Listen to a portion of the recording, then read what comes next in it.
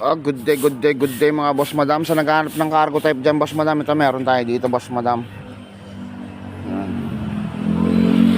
Napakatibay ng frame nito boss madam. Pag kinalog nyo tong ganyan, pati buong unit sumasama, walang langit-ngit mga boss madam. Ang tanging gagawin na lang bukas boss madam is yung upuan nya.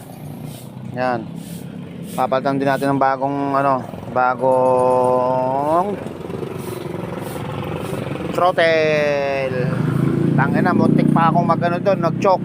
Ito mga boss madam, yan buong buo pa rin yung mga boss madam, no. Pwede pang ibaba, pwede nyo pa rin siyang isabit ng ganyan, ng ganire, ng ganiro. Ayan, no. Walang butas ang flooring mga boss madam, walang butas yan. Second hand boss madam, kaya mapapansin natin may kalawang siya, pero walang butas boss madam, ha. Ayun ang kagandahan dito. Kahit buksan natin tong drop side nya, wala kayong makikita ang butas dyan sa gilid na yan boss madam. Easy to drop side ulit mga boss madam. Iba kasi mahirap na ganun-ganun yun. Ito madali lang to boss madam. Puntahan nyo rito sa halagang 19K, brand new battery, brand new charger mga boss madam.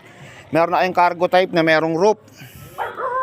Yan, may bubong po yan mas boss madam. Kung magtitinda kayo boss madam, napaka safety kasi meron siyang pintuan boss madam, no. So try natin buksan mag-isa. Ayun, putang ina, napakabilis. Ayan boss madam, oh. Di ba? Kita niyo ba boss madam? Ayan, oh. Pwede niyo siyang isarado, pwede niyo siyang buksan as eto. Pwede niyo ibabang ganyan. Ayan, sinasabi ko boss madam, etong dalawang gilid na to boss madam, no. Etong side na to sa left side, ito sa right side. Tapos ito naman po yung sa back. Yan, wala po siyang kalawang dyan or butas ka makikita. Kalawang, sige, meron tayong makikita, pero butas wala ho. Kahit dito. Yan.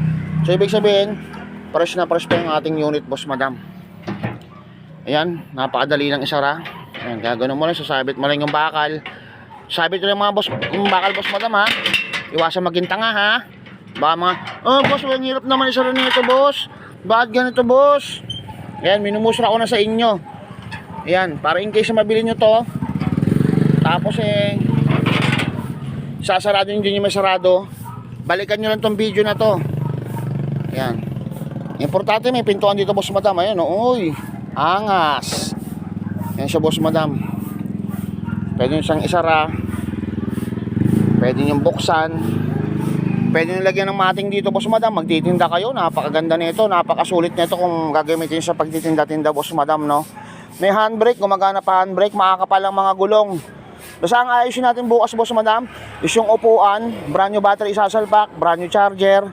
Papakinisin pa natin ng harapan na ito, lalagyan pa natin ng mga munting ilaw to mga boss madam, para at least kung sa gabi nyo gagamitin, wala tayong pangamba, alam nating maliwanag yung mga ilaw natin mga boss madam. Yan, halagang 19K boss madam. Alam nyo naman pag bracket ito sa benta bounce, may konting kurot pa yan, kaya puntahan nyo na rito. COD, pas tayo niya mga boss madam. Mas maganda, puntahan nyo personal, i-check nyo unit, paandarin ninyo. Pag okay sa inyo, bayaran nyo ako at pwede nyo lang iuwi. Sa 19K, brand new battery, brand new charger. Tapos pupuntahan nyo rito, sagot ko na, lalamove yung pag-uwi. O diba, wag naman kalayuan, baka naman kayo na kabanatuan. Tipong mga ano lang kayo, mga 13, ganyan, Santa Rosa, yan, mga patok-patok nyo, sagot ko na, ano yan, sagot ko na ang lalamove nyo mga boss madam. Yan, thank you very many mga boss madam. Siyempre, bracket 8 of Benta Mounts, shoutout sa lahat dyan. Yan, cargo type mga boss madam, ha. Yan, thank you mga boss madam, love you, ah.